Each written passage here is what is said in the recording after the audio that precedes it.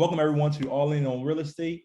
I'm your host, Aaron Goins. When I was in the military, no one in my circles talked about real estate. A lot of times, we talk about other things like group savings plan, debt, bonds, and other things like that. And I wanted to start a meetup to talk about the magic and the power of real estate.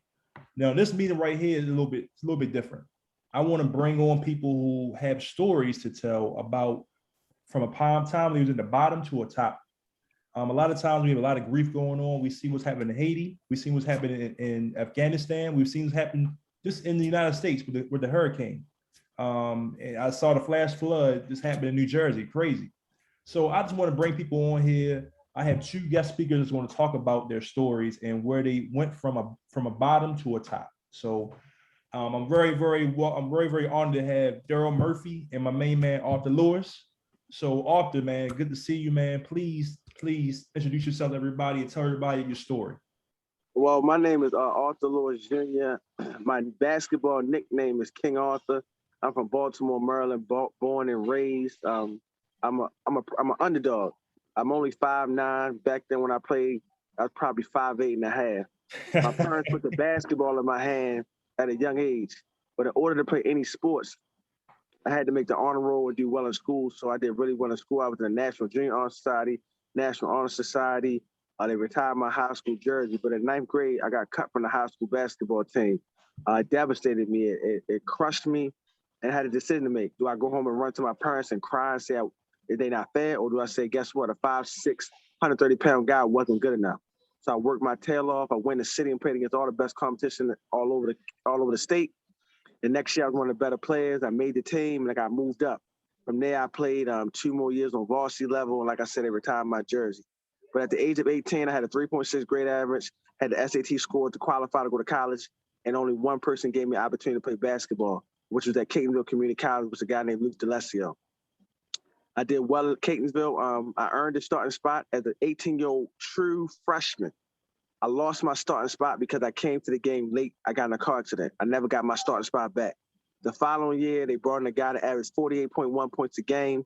I was thinking about transferring, but my big brother, True Smith, told me that I need to work hard and go at his neck, and we both started, and we both became Maryland JUCO All-Stars. After that, I decided after I graduated from Catonsville Community College, I transferred to Bowie State University, where they told me I would never play basketball there because they had all these D1 transfers and JUCO All-Americans. I redshirted my first year and really worked on my game. I had a setback. I had double hernia surgery, but I kept working. I kept grinding. My coach told my roommate, one of my best friends, that I would be lucky to play 10 minutes a game. I called my big brother, True Smith, my mentor, told him what happened. He said, don't worry about it. We're going to grind. We're going to get after it. And I wound up playing. I went from not playing, being 15th on the depth chart, to starting the second half of the year, going 11-game winning streak and losing 1 game. I got most improved on the team, and I led the conference in assist to turnover ratio. The next year, I came off the bench, but he told the players, Arthur will come in at the 15-minute mark of every game. He's going to finish every game. Just make sure it's not your spot. So I went from being the 15th man on the chart to being playing. I was the academic All-American my senior year. We did really well. We lost in the Division II Final Four. I had a 3.6 grade average, so I was Cold-Mail Academic Athlete of the Year. I wanted to keep playing. People said, why you want to keep playing? Let's go get a job. Let's go get a 9-to-5 and use a 3. But I just love basketball. I love everything about the game. I love everything it stands for, everything it builds. I went on to play against the Harlem Globetrotters, my first professional job. I played against the Globetrotters for a year. I traveled around the world. I did a 110-city tour in 110 days. I came home for 2 weeks. Then I went to Spain, France, the UK, came home for 2 weeks, then went to Mexico for 2 weeks. And then from there, I played in the International Basketball League where they gave me the nickname King Arthur. I was a 2-time IBL All-Star. I played in the ABL for 2 seasons. After coming off a 21.9 average and 9.7 assists, nobody wanted to give me another professional job. So I started working in the school system. My feet were hurting. My body was banged up. And I was getting ready to be a police officer. But True Smith was like, bro, that's going to change you. He called Eric Jones from the Harlem Wizards, part owner. I played in 1 game in 2008, and I realized that I wanted to still play basketball. I set out for that season, and the next year I tried out, made the team, got a 1-year deal. Then after that, I earned a 3-year deal, and I played 11 straight seasons up into Corona. I've been all over the world. I've been to Africa, Jordan, Spain, France, UK, China, Germany. I've been all over the world at this size. I'm an author of 2 children's books. My life was great. 40, I hit 40 feeling amazing. Hit 41, That's when another storm hit me. But before that storm, my daughter and my dad are cancer survivors. So 2016 and 2014, I watched my family fight for their life. My daughter almost died from cancer. She figured it out. Now she's cancer free, living life. It'll be 5 years cancer free. So I thought that was the worst storm of my life. The devil has something different. At the age of 41, I was depressed. I know that now. I suffer from mental illness. I got depressed. I think they say I'm depressed. I was depressed, bipolar. It's a bunch of different things they say I am, but I had mental illness. I was hospitalized for the first time in my life in November this past year for 2 weeks. I came home for a week, had another breakdown. I was hallucinating. I thought I seen my wife doing something. I was hallucinating. I stole my parents' car, went on like a rampage. I was going to kill myself. My homeboys came and got me, and they helped me. I checked myself into Shepherd Pratt. I was in Shepherd Pratt from December 2nd to January of this year, 26. I got out. I did okay. Got depressed again in April. It all turned around my life. I've been getting up at 5 a.m., back to my routine of reading in the morning, praying in the morning, sweating in the morning, serving the community with my nonprofit organization. And I'm back better than ever. Lord blessed me with a job with kids. And I also am a strength and conditioning coach at a prep school. But I'm here to tell you, if you don't deal with mental illness, if you don't deal with your issues of myself was being a people pleaser, trying to please the world, and I realized no matter how much love I give, I cannot please everybody. I cannot make everybody happy. People are still going to hate you. People are still going to be mad at you. People are still going to act funny. And you got to do what's best for you and protect your mental health. You got to read. You got to pray. You got to sweat. You got to laugh. You got to serve and do those different things. And without my village, I would not be standing here today. I did not want to be here. But my village would not let me quit. My parents, my brothers, my sisters, and my wife, they wouldn't let me quit when I wanted to quit. And I knew everything. I said, I've talked many people off the ledge of killing themselves and not want to be here. But I couldn't talk myself off the ledge. So I'm just thankful to be alive. I have always had an attitude of gratitude, but I'm just thankful to be living, to be talking, to be walking, just to be around. I don't take any of that for granted. Like being able to talk to y'all, tell my story, I don't take it for granted. Like right now, I'm out with my aunt. I don't take anything for granted. Each moment is special, it's precious, and I want to make the most out of each day in this serve, man. But protect your peace, man. Protect your peace and do things that keep you in a good sound mind, body, soul, and spirit.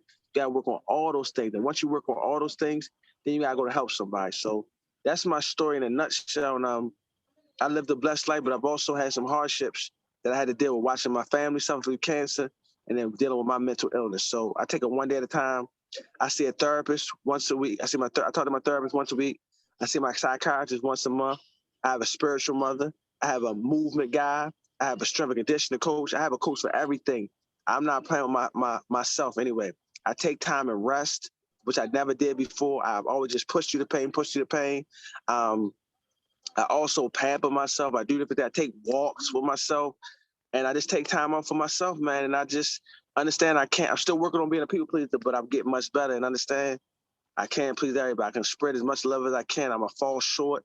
I pick myself up and just understand everybody not going to carry it like me.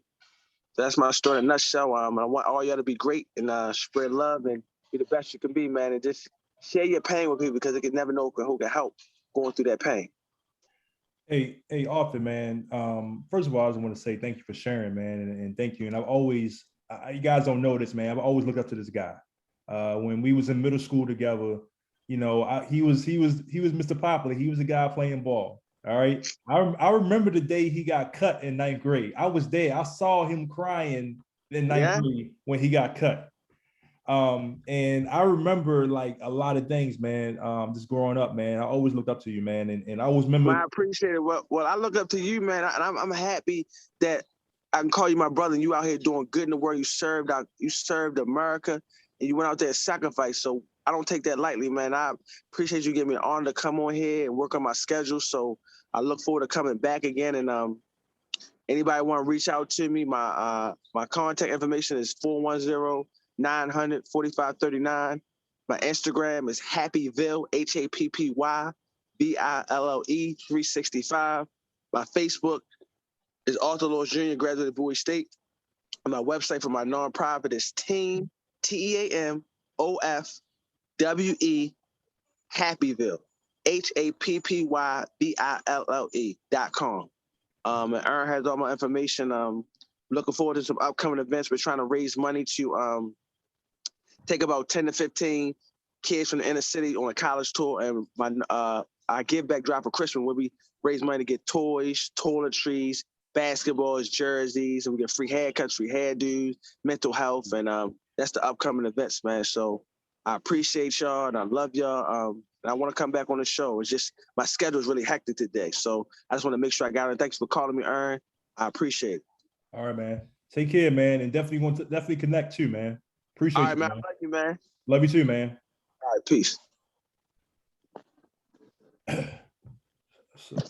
So, like I said, me and Arthur, we went to school together. We went to middle school together. We went to high school together.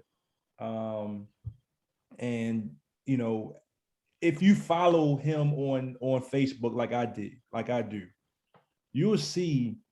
I didn't know about him trying to commit suicide because you always saw these videos of him working out, of him encouraging people, and things like that. And to see the things that he had to go through. And I remember him writing a post a couple weeks ago saying, I will, Alicia.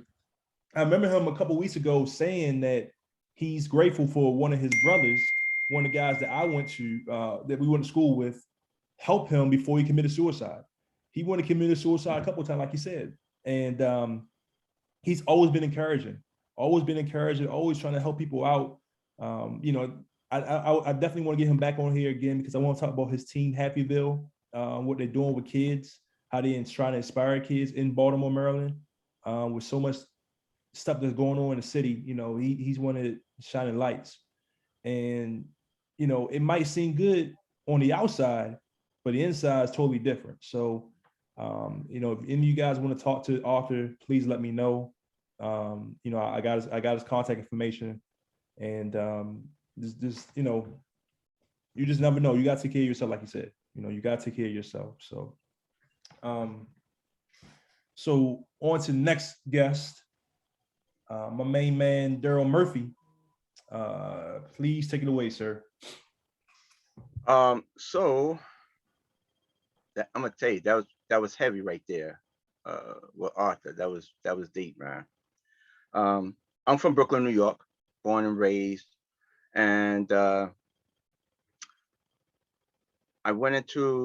married, 2 children, went into the military, served 10 years in the Army, and during my time in the military, um, my daughter was born. But when she was born, we didn't know that she had um, a problem called central hyperventilation syndrome. So she winds up being on a vent around the clock. So when she goes to sleep, well, when she was a baby, it was around the clock. But we learned that long as she was awake, she was okay. But when she went to sleep, she had to be on the vent. So finally, so we learned that, and as a family, my wife, my, you know, all of us, we that was tough for us. It was something that, of course, you know, something like that you're like not used to. It's not of the norm, but we band together, we pulled through, right? So as once I got out the military, um, I got into real estate, and I've always had an interest in real estate.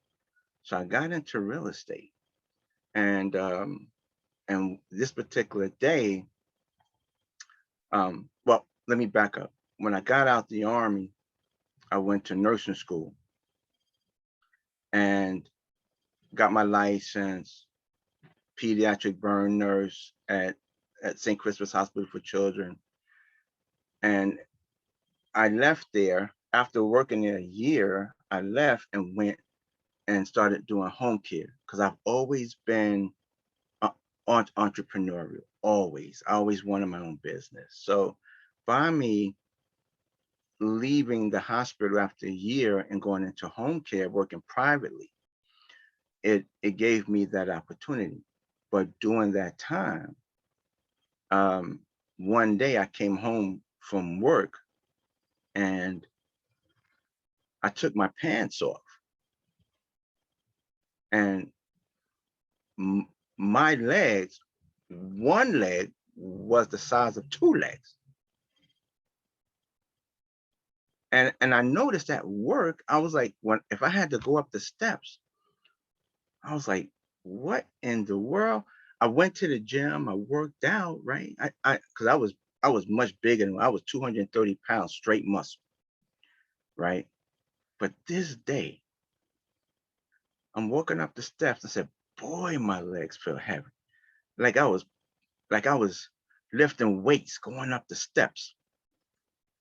And when I got home that morning, because I worked the night shift, and I took them scrubs off, my legs were so big. And I was like, holy smoke.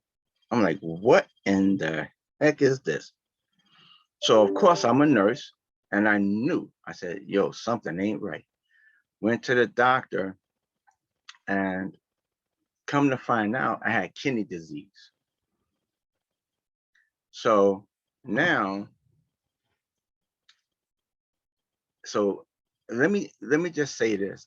If you ever go to the doctor and that doctor says, listen, I want to run a couple of tests to see, you know, to see whatever kind of disorder or disease you may have, you know, and in some communities, especially the Black community, it's like, I ain't doing that. You know, we got the attitude, like, I ain't doing that. Let me tell you something. Before that happened, during nursing school, I was always very inquisitive. I always was wanting to know. So one day at the hospital, um, I dipped my urine in a urine stick, and when it came up, it was protein 3+. Now, of course, I'm a nurse. I knew exactly what that meant. That meant I was spilling protein. And I looked at it. I said, no way.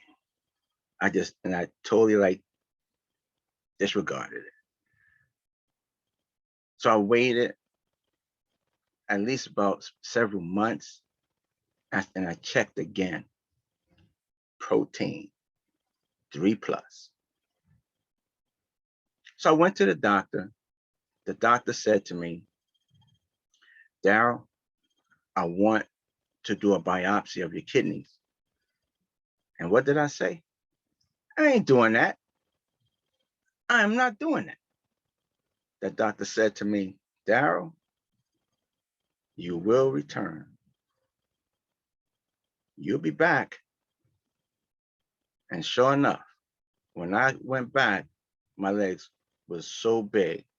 So because of the kidney, and at that time I was also doing real estate, and I was flying around. And I remember the last deal I was closing on. It was in New Orleans, and my legs were big, and I'm trying to do this business. So I went to, while we was waiting on paperwork, and I went to the car, put my legs up, because I said, this is gonna be my last deal. I won't be able to travel no more. So now come on, get it. Thanks.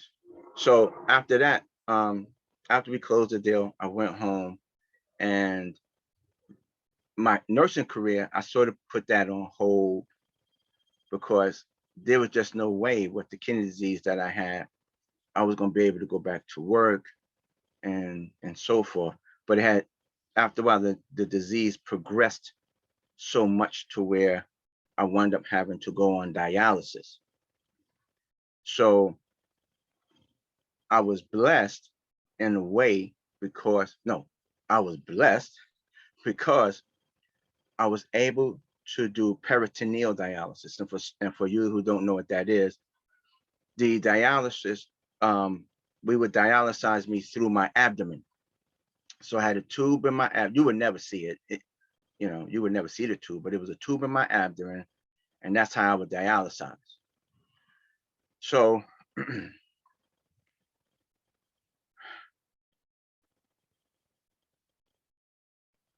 when that happened, my attitude got real bad.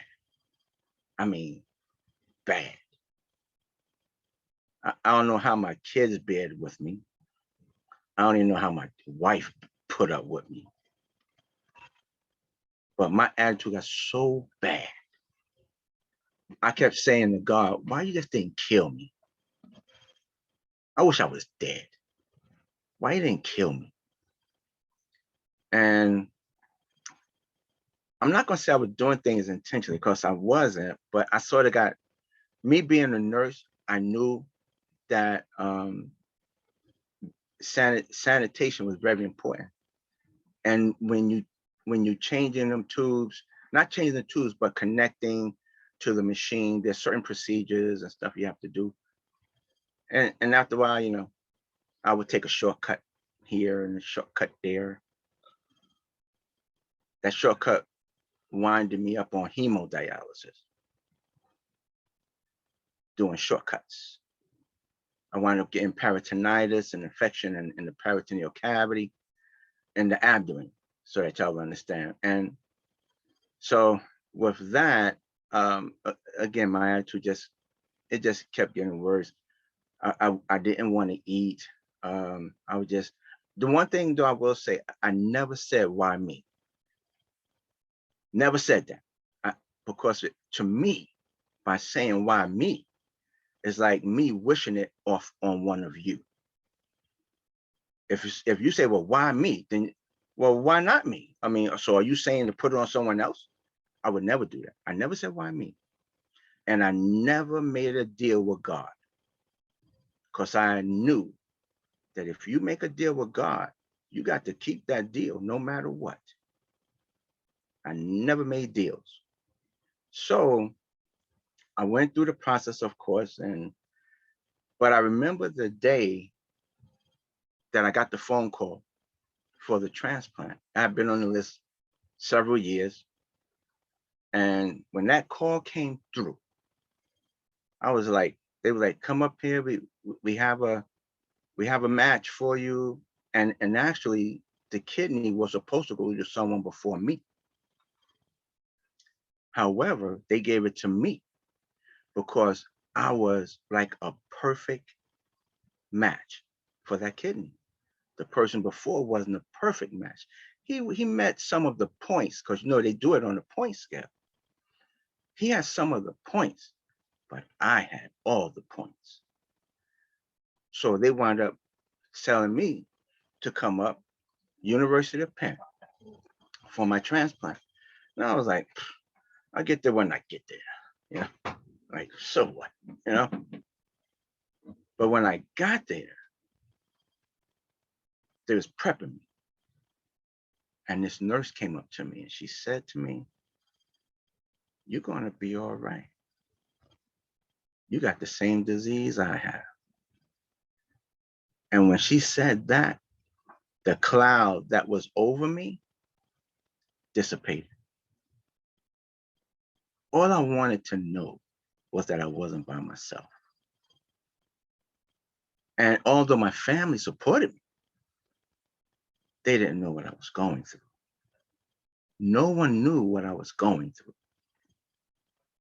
As I was being rolled down that hallway to get this transplant, I thanked God all the way down for not listening to me. I said, you know, for not being, I know I was being an idiot, you know, and I figured like this, God knew, I just felt God knew, like, I got a plan for you. So shut up and stop talking nonsense. Because I talked nonsense up to the end, except when that nurse came, my attitude changed. But after that, well, I've always been a person that believed in helping, but I think to this day right now, if I could help anyone, I'm helping. I made sure every doctor that was on my team knew that if you have a patient that got a bad attitude, that just want to die or just want to give up, you call me. You call me, because I'm not letting that happen. You know what I'm saying? So, so that's my story. And that's where I am right now. I'm happy, I'm helping, I'm putting in 1,000%. I know that God now has a bigger plan for me than what I was able to see. I couldn't see what, of course, we can't see what the future holds, right? Only a supreme being can. So there was to me, there's uh, a greater picture for me, but I didn't see it. But I would rather have been dead than be alive back then. But I'm glad he didn't listen to me. Man, wow. Just those choice words from that nurse just changed everything for you. And Yeah. I just, man, that's just awesome, man. When you was talking and when Arthur was talking, I said, man, how am I edit this stuff for 2 minutes? You guys are splitting a lot of knowledge, man. I can't edit this for 2 minutes. I might just play the whole thing on here, man, because I just think that I think that like you went through there for a purpose, for a reason. And I think from my takeaway is you learn that number one is you need to go to see the doctor. When somebody says something, go see the doctor. Stop having that ego of, oh man, go see the doctor. Number two is you never, like you said, you never change your spot and saying, well, why somebody else? Why not me? And I think that's really, really powerful because a lot of times people say, well, why not that person? Why can't be that homeless man down the street? Why it gotta be me? And people get into that me kind of attitude. They don't understand the bigger picture of things. So I think that's awesome. And then number three is just simple words from somebody can just change your whole outlook in life. And those simple words just change your whole outlook of life. And I know that you save souls. I know that you have saved lives by just being that beacon for people. So I think that's awesome, man. Thank you, Daryl, so much for this, man. Because like I said, man, this is all about trying to inspire people. I think it's crazy. I just saw a video on somebody's post. I see all the water going down in New Jersey. I see that how COVID has spiked up in some places, and now it's a new variant coming. And I just want to inspire people, man. And I just want to say thank you, man, for sharing your story, because it's hard sometimes sharing your story. But I definitely can relate to it. Definitely can relate to it. Well, I think sometimes a story needs to be shared. Right. You know what I'm saying? When you look back on your life and you look at some of the actions that you have taken, what you have come through, there's so much that I'm gonna tell you the truth that I'm grateful for. One, being born in Brooklyn, New York. Now y'all probably saying, well, what does he mean by that? Well, being born in Brooklyn, New York, Bedford-Stuyvesant area back in 1961, that was not the best of the best areas, if y'all know what I'm talking about. There was a lot back then, gangs and all kind of other stuff. But I look at my life itself and I look at where I am today. The strides that God has brought me through. You can't just, when I am going to say this, when I hear excuses now, I have very little tolerance for it. Because there is no excuse. You listen to Arthur's story, you listen to my story, and you look at what Arthur is doing. Look at the things that we're trying to accomplish. I don't want to hear any excuses. I don't. Oh, I can't do it. Why you can't? Who's holding you back? I don't want to hear that nonsense. There's no one holding you back. So there's a lot that I have. There's some things I have very little patience for. And then there's a lot of things I have a lot of patience for. And when it comes to teaching, educating, giving, and I'm serious, giving, I have a lot of patience. You want me to help you? I'm there. If I can help you, I'm going to help you. If I can't help you, I'm not going to pull you down. I'm going to put you in contact with someone who can. That's what it's about. And when I made the statement about me not making a deal, not making deals with God, I'm a strong believer in the Bible. And I know that in the Bible, God says you make a promise, you got to keep it. I'm very careful for what comes out of my mouth. When I was in the hospital, we had a little complication. We had a little complication in the hospital. And with me being a nurse, I knew the procedure of what they were going to do. So I said to them, do not put me in reverse Trendelenburg. So what is reverse? That's when the head is down, the feet are up, just like that, right? I said, don't do it. Don't put me in reverse Trendelenburg. What did they do? They put me in reverse Trendelenburg. And what happened? Couldn't breathe. All the fluid had rolled down to the lungs. I was drowning in my own fluid. So couldn't breathe. And when I came through, they were working on me like a ton of bricks. I was able to see everything. They were working on me.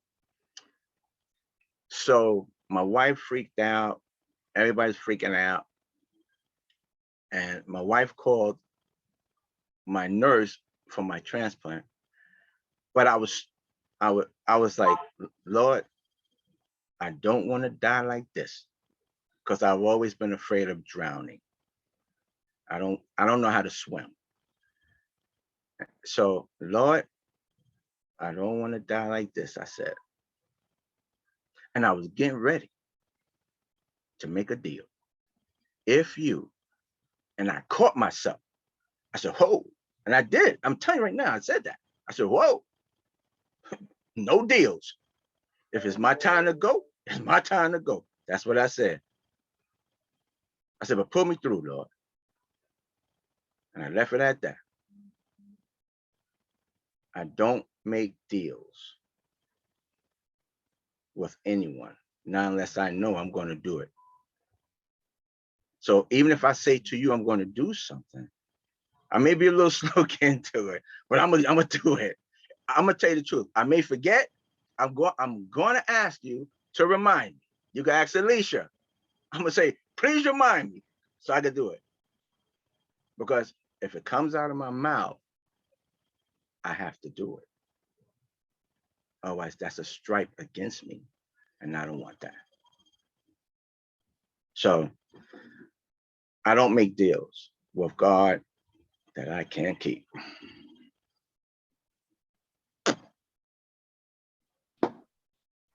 Oh boy, it's so true, so true. So, man, Daryl, just thanks, man. Just thank you.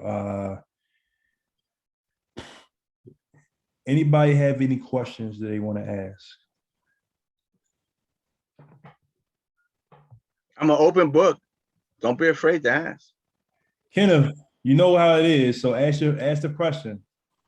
I always let my brother Kenneth go first. So really not a lot of questions tonight. But I just want to sort of hit on one point that I know Arthur mentioned, and I heard Daryl mention a couple times, is this, the support network needed, or mentors, or just, having a support system on to talk to once in a while, because, like Arthur said, you can have ups and downs and stuff, and you can't really do it all alone. So sometimes the hardest thing is to ask for some help, or realize that you need some help. Some of us that are former Army, former Air Force, we're all tough guys, they teach you, suck it up and drive on. So that's sort of the attitude. But, sometimes it's just, not a hassle, a mental block to realize that you may need some help that's outside your span of control, and going to someone, either mental health or a family friend or the chaplain, to say, hey, I'm going through some issues. Can you just, hear me out for a while? It is tough. And so you just have to, overcome that and to realize you're not on this path alone, and just realize, there are people out there that that have not gone through the same stuff, or they've gone through the same stuff or similar stuff, that gone down your road, that can offer you assistance. And so not really a question, just as a thought that I think, Daryl and Arthur just pointed out that, struck home to me, because it's a very hard lesson to learn, or a very hard mental block to overcome. Yeah, Aaron, another thing that I would take, especially from Aaron, if you listen, what you also hear is determination. We may, I got knocked down because I was doing the real estate thing, and I got knocked down, and I wanted to die and give up. But a lot of times when you come back from that, as who, I think it was Mike Tyson that said, you can get punched in the face real hard, but the true strength comes when you can get back up. Yeah, I got punched in the face. I think Arthur got punched in the face, and I don't know if this is a true. I don't know if I could really use that as a true analogy, but if not, someone correct me, because I'm open to that. But I look at it as a way of saying, I'm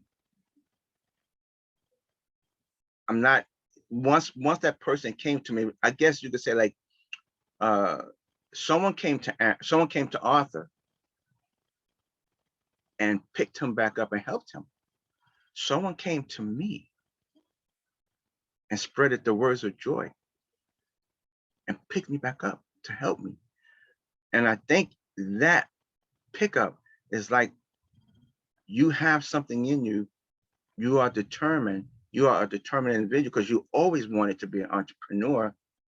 Get up and put that stupidness out of your mind, Daryl Murphy, and get back into the game. And I did. Not immediately, but I did. I wound up starting my own travel agency, ran that for like 10, 15 years. Then I came right back into real estate. So I think determination, I can't say persistence, but I think maybe determination is a good word,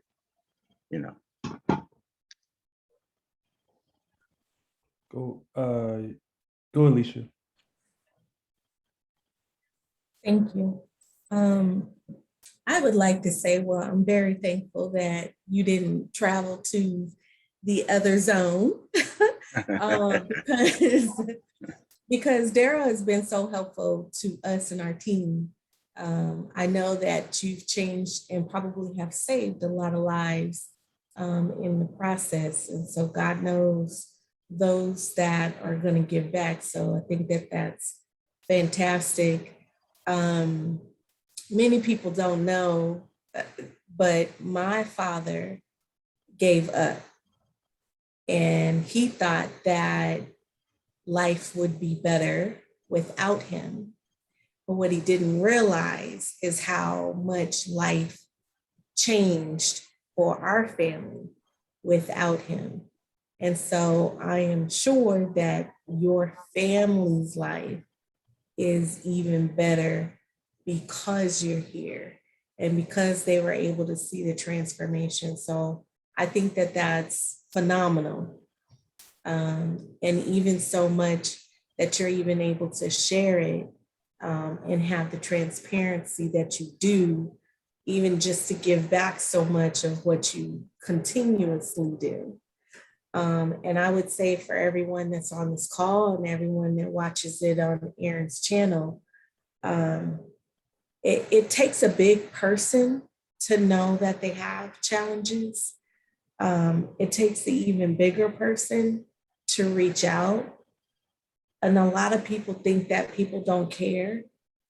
And a lot of people try to play God and don't realize that they are, because you think that you have to be everything to everybody and be available. But self-care is very important. Um, and even if you just reach out to one person, that one lifeline is probably all you need to have to save your life. But because you're choosing you, you're also saving lives around you. So, you know, hopefully if someone's going through that, they can reach out, and I'm here, you know, and I'm sure everybody else that's on this call, reach out, because that's very important, especially those of you who have been in the military. My husband's been in the military, and a lot of people that we know have, and we know that it's tough, but we care. So reach out. I want to say this here because the time is coming close, and I don't want people to say, well, he gave his family a hard time. And I mean, I did. The medications that I was on also, what, I don't know if I could really, yeah, I'm gonna blame some of this on the medication, but the medications that I was on before the transplant, what sometimes I would, if my wife would tell you, I would be more into a psycho thing. I would just start screaming and yelling that they're killing me and stuff like that, right? But I just want to say this before time is up. I did apologize to my wife and my children for my behavior. And I told them that it was unacceptable. I said, but I appreciate you hanging in. I did. I told them. I said, I'm very sorry for what I've done and what I put you through. So. That's awesome, man. I think that's awesome. I think that's real awesome, man. You know, I'm gonna share this real quick. And you know, my grandmother, she's 90 years old. But for the last 4 years, she's been in and out the hospital, internal bleeding inside, things like that. And she's told me I'm ready to go. And that was 3 years ago. I'm ready to go. And we prayed for her. She's still at the point now, she's ready to go. And, you know, when I talked to my father today, he said, man, I go over there. I really spent my life going over there, cooking, doing errands for her all the time. For my grandfather was 88. And he's got much smaller than what he was before. And they need help. So he's been really dedicated his life to going over there, cooking, cleaning, running errands all day. He's tired, he's in his 60s. And he said, man, I really, I feel unappreciated. But one thing he did say at the end was, God does see what I'm doing. And, I just think that's big on you, Daryl, to do that. Because some people are ungrateful. Some people will say, okay, well, yeah, okay, that's cool. Thanks a lot. And it's keep it moving. But I think that's great to apologize to your loved ones, to talk to them, because it takes a big person to do that as well.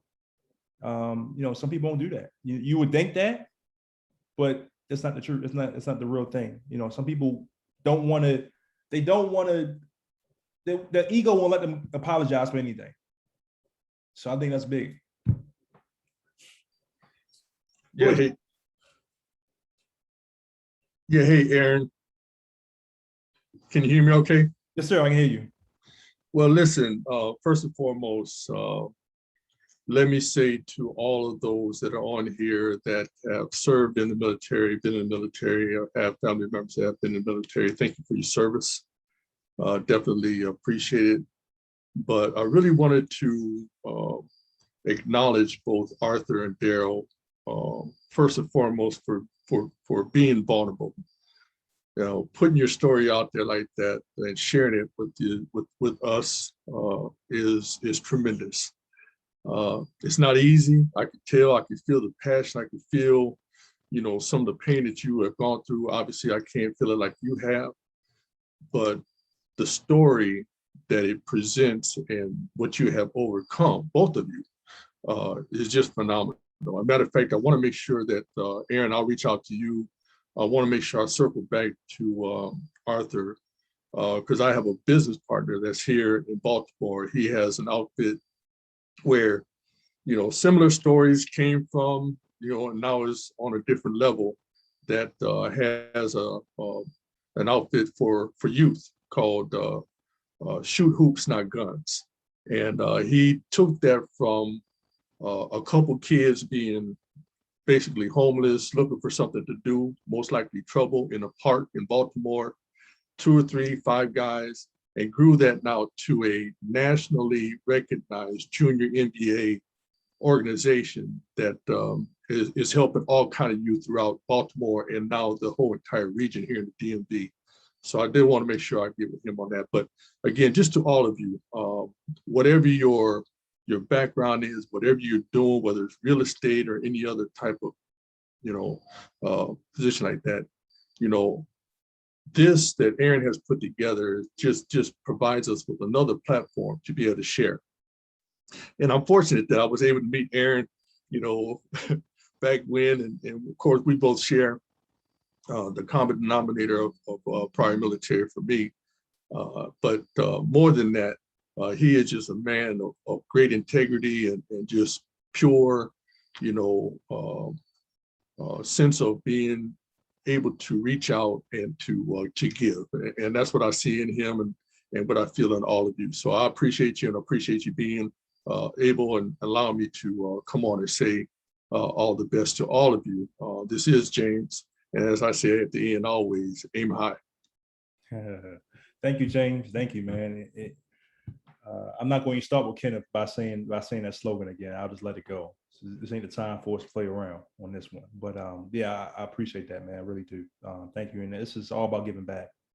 This meetup is all about giving back, always about trying to help people out as much as possible and provide knowledge.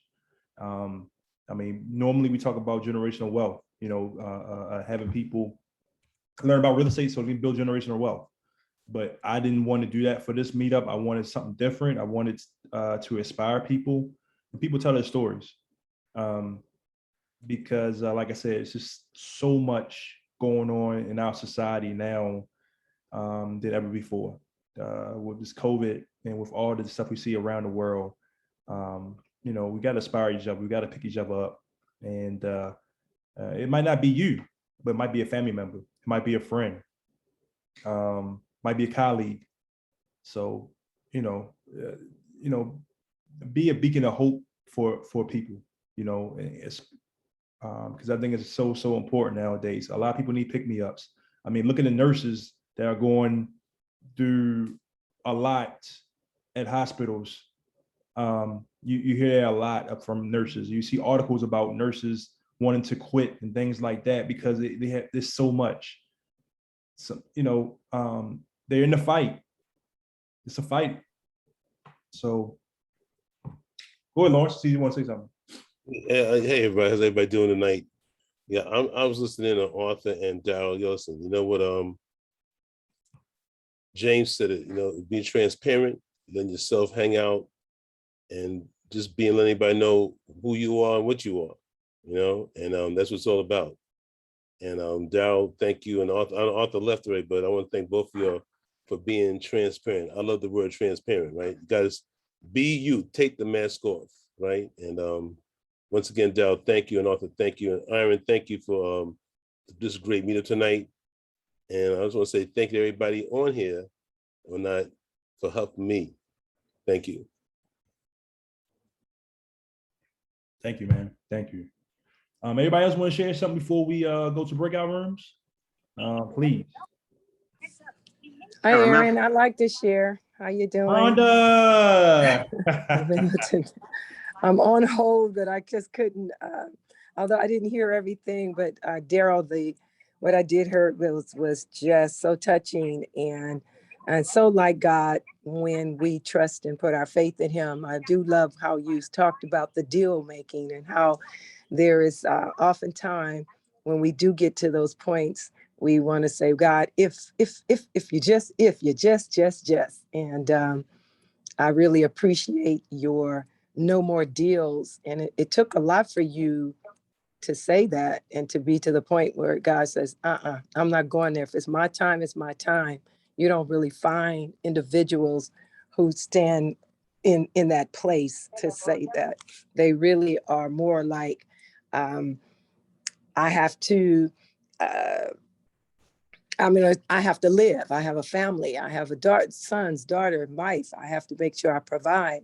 But I do say that this type of experience, and I do have a veteran sister friend right now with her baby at she's 6. And I sent something to Aaron about a baby Ursula who has needed a heart transplant. And now she's at the point whereas she cannot get the heart transplant due to her organs shutting down. Been fighting for her very life since she was born.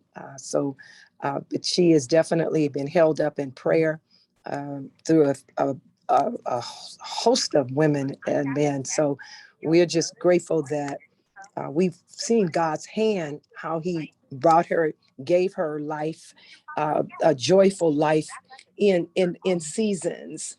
And so still not closing the book and the chapter, because what we say is one thing, but what God says is another, because he says, with long life has he satisfied us and showed us his salvation.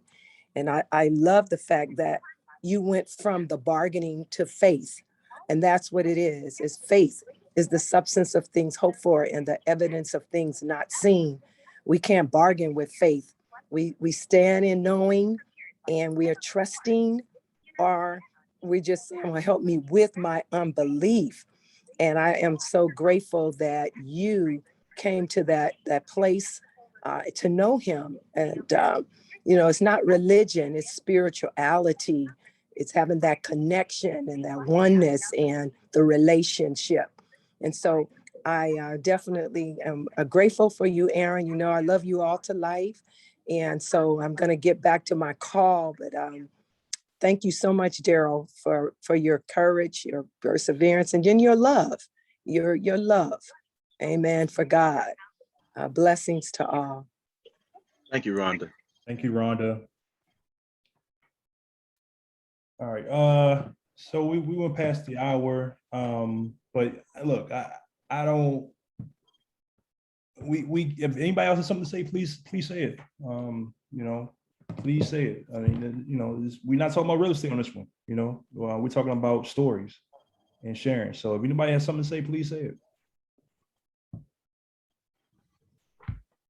Thank you for being here. I feel like you never know what people are going through. And that's what they say, like, be kind and just know that you don't know everything and you don't know what people go through and the struggle and people, other people are, encounter and face. And your journey has been, like very intense because, I see you on LinkedIn and I'm like, oh my God, you're doing great things. It's awesome, right? But you never know, like your journey and everything that you've been through. So thank you for sharing. And, like Rhonda said, she put it beautifully, like, helping and, sharing and being here with us today. Thank you. Thank you. That's the ride or die right there. That's the ride or die, Lawrence. That's the ride or die. So, and I love your picture on Facebook too. You and the family, Claudia. Love it. Love it. All right. So if anybody have nothing else to say, we'll end this one. I do want to say, as always, if you guys are looking to get into apartment investing, join the GOB network is never a bad thing. We have many members on this meetup, but the GOB network, look at gob.com. And if you have any questions, please get with hosts of us, including myself, about the GOB network. Powerful network, a lot of free information that you'll get. And I will encourage anybody to go into it. Also, biggerpockets.com. a lot of free information you get on there too. A big forum where you can talk to people. I got to get on there a little bit more myself and interact with people, and you never know what can happen. And make real estate real. It's a $1,000 course, but they're doing big things, and I recommended to somebody on this meetup, and she loves the course, and it's a good network of people as well. So I can't wait for my man Lawrence Laddie to meet the guy in charge of Make Real Estate Real in a couple of weeks. So we will report back to you about that one. So look, like I said, guys, thank you so much. Thank you, Daryl, for sharing your story. Thank you to my main man, Arthur, who had to go. But, I didn't know about, I knew about November and how Arthur felt. I didn't know he was still going through that this year. I didn't know it was so current. I didn't know it was so close. And that's somebody I looked up to growing up. Because he was the cool kid in school, man. He was playing the ball, he was doing this. I thought he went, I didn't know that he went to community college. I thought he went straight to Bowie State University. So, there's some things that I didn't know. I went to the military, I was doing my own thing. When we got out high school, I went to the military. Months after that, he went to community college. I thought he went right to school. So, but he has an encouraging story. I put the information in the chat, but yeah, I would love for James, for Arthur to meet that guy and really push his program out there, because he really wants to help people out and things like that. So look, all right, so I'm gonna stop the recording.